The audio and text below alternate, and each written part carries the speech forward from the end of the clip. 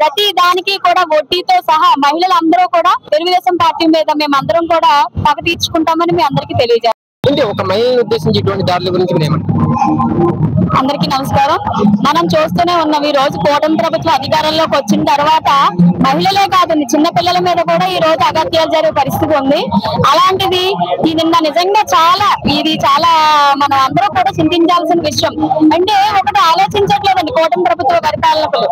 ప్రతి చర్యకి కూడా ప్రతిచర్య ఉంటుంది. రేపు రాబోయే కాలంలో జగన్మోహన్ రెడ్డి గారు అధికారంలోకి వచ్చిన తర్వాత ప్రతి దానికి కూడా వడ్డీతో సహా మహిళలందరూ కూడా తెలుగుదేశం పార్టీ మీద మేమందరం కూడా పగ తీర్చుకుంటామని మీ అందరికీ తెలియజేస్తాం. ప్రజాప్రతినిధులకి ఇటువంటి సహకారం లేదు, అటువంటి ప్రజల పైన కూడా రెడ్ బుక్ పాలన కొనసాగుతుంది.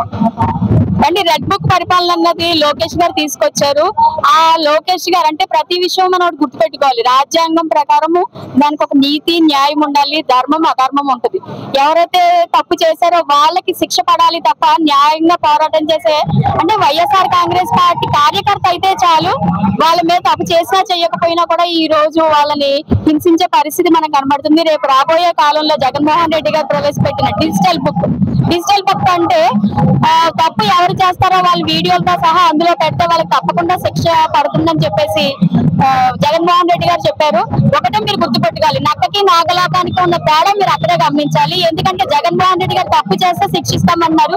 ఈ రెడ్ బుక్ రాజ్యాంగంలో లోకేష్ గారు తప్పు చేసినా చెయ్యకపోయినా వైఎస్ఆర్ కాంగ్రెస్ పార్టీ కార్యకర్త అయితే చాలు అని అంటున్నారు. మన జరిగిన ఎన్నికల్లో 11 సీట్లుగా పరిమితం చేశారు.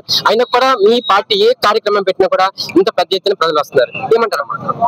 అందరూ చూస్తూనే ఉన్నారు, మీకు కూడా తెలుసు అది ఏ విధంగా పార్టీ అధికారంలోకి వచ్చింది. ఎందుకంటే జన నీరాజనం అన్నది మంచి మనసున్న నాయకుడు ఎక్కడ ఉంటే వాళ్ళ పరిపాలన ఏ విధంగా కొనసాగిస్తారో వాళ్ళకే జన నీరాజనం పడతారు. అంటే మేమందరము ప్రతి చోటకి వెళ్తుంటే మేము జగన్ గారికి ఓట్లు వేసామమ్మా, ఆయన ఎలా ఓడిపోయారో తెలియలేదు అని అంటుంటేనే తెలుస్తుంది అక్కడ ఏదో జరిగిందని. రీసెంట్ గా ఎలక్షన్స్ కూడా చూసుకుంటే ఆ విషయంలో కూడా అదే నిరూపించబడింది అక్కడ. కాబట్టి జగన్మోహన్ రెడ్డి గారికి ప్రజలు పట్టాభిషేకం కట్టారు. అధికార పార్టీ అధికారంలోకి వచ్చింది, అది ఎలా వచ్చింది అన్నది మీ అందరి విజ్ఞతకి వదిలేస్తాయి. ఈ పరిపాలన చాలా దారుణం. ఈ కూటమి ప్రభుత్వం అరాచకాలు ఇది నిదర్శనం. అందుకే ఈ రోజు రాష్ట్ర వ్యాప్తంగా ఈ నిరసన చేస్తున్నాం. ఈ నిరసన కార్యక్రమం అన్నది కూటమి వచ్చిన దగ్గర నుంచి చేసే అన్యాయాల కోసం మేము పోరాడుతూనే ఉన్నాం.